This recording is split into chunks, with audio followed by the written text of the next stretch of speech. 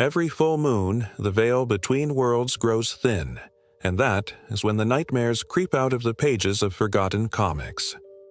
Welcome to Monochrome Horror Tales. Tonight, we journey into the cursed town of El Cruces Perdido, where the U.S. meets Mexico, and nightmares seep from the pages of forgotten comics. This is the ink that binds a tale of art, betrayal, ancient rituals, and a darkness that refuses to stay buried. Meet Marisol Vega, a 28-year-old Mexican-American artist with sharp, angular features, deep-set brown eyes, and a tangled mane of black hair streaked with white from sleepless nights. She's a passionate soul, reckless and haunted by a past she can't escape, using her sketchbook as both shield and sanctuary. Then there's Father Tomas Rivera, a 45-year-old priest with a gaunt face, sunken eyes, and scarred hands that tell tales of battles fought in silence. His faded cassock clings to him like a second skin, and a silver cross hangs around his neck, glinting with an eerie red hue. He's the last guardian of El Cruces Perdido's crumbling church, a man of faith wrestling with secrets he dare not speak. Marisol arrives in El Cruces Perdido seeking inspiration, her boots kicking up dust as she sketches the town's eerie, faded murals, images of Aztec warriors and ghostly figures etched into the adobe walls. The air feels thick, charged with an unnatural hum, and the silence is broken only by the scratch of her pencil. She stumbles upon the church, its doors creaking open to reveal Father Tomas, who greets her with a warning. This town is no place for artists. Leave while you can. But Marisol, driven by a need to prove herself, ignores him. Inside, she finds an obsidian quill buried beneath the altar, its surface carved with ancient symbols that pulse faintly in the dim light. When she touches it, a shiver runs through her and the ink inside seems to writhe. Then, as night falls, the true horror of El Crucero Perdido unfolds. The murals writhe with movement, the ghostly figures from earlier now solid and horrifying. Whispers slither through the air and the ground trembles as if the earth itself is in pain. Tomas reveals the terrifying truth. The quill isn't just a tool. It's a relic of an Aztec ritual from centuries past. Legend says a priest used it to trap vengeful spirits after a failed human sacrifice, binding them to the town with ink made of shadows. But the ritual went awry, cursing El Cruces Perdido and its descendants.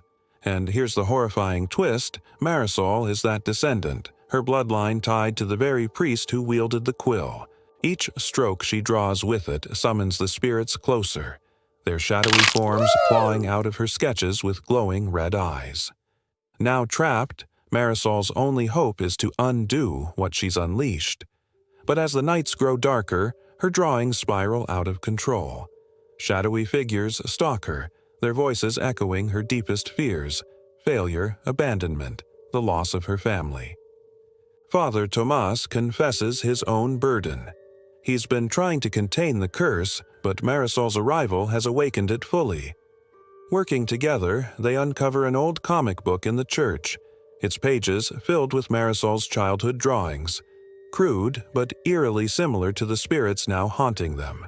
The realization hits: her art has always been connected to the curse, a talent she inherited but never understood. And the spirits aren't random. They're fragments of her past, given form by the quill's power. The tension peaks as the spirits invade El Cruces Perdido. Their inky tendrils wrap around the town, pulling it into their own dark realm. Marisol and Tomas barricade themselves in the church, her hands trembling as she draws frantically. She sketches a confrontation, facing the spirits head-on, but they overpower her vision, dragging her into a nightmare of her own making.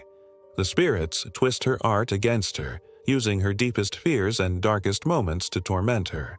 Tomas performs a desperate exorcism, his voice rising in a chant as he holds the quill aloft. The spirits recoil, but the darkness is far from over. They lash out, flinging ink at Tomas, knocking the quill from his grasp. It skitters across the floor, leaving a trail of darkness in its wake. As he lunges for it, Marisol seizes the moment. She draws her own death, a dramatic panel of herself being consumed by ink, tricking the spirits into believing the curse is broken. With a final surge of power, she finishes the page, collapsing in a dead faint as the shadows engulf her. The church falls silent. Outside, a single drop of ink on Marisol's hand begins to move, tracing a new symbol.